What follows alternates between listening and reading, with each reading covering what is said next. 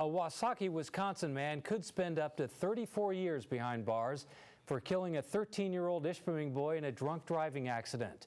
28-year-old Timothy Christ pled no contest today to 8 criminal counts, including homicide by intoxicated use of a vehicle. TV6's Beth Cefalu was in court today and has reaction. I cry every night. I look and have pictures of him at home.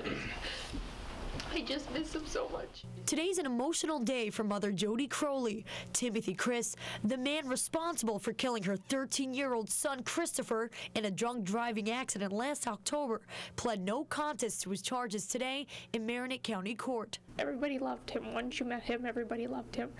And he had this infectious laugh.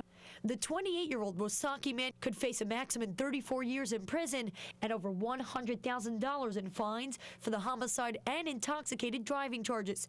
The district attorney is recommending 15 years in prison. This is a very preventable accident. He was offered a free ride home, and he chose not to take it and instead drove onto the highway with no headlights in the wrong lane in the path of his family, killing a young man. Today in court, when I spoke to the victim's parents about what they felt would be inappropriate sentencing, they said regardless of what the defendant receives, nothing will bring back the life of their loved one. I'll never get my son back.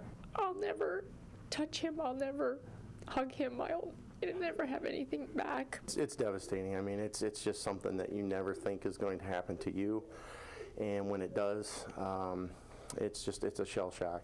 The court accepts the pleas and finds the defendant guilty. The victim's family also wants the defendant to honor their son's birthday every year forward by watching a DVD with photos of Christopher, writing to newspapers about the consequences of drunk driving, and lastly, making their son a birthday card. So that every year on his birthday, he would remember him and that he wouldn't be forgotten.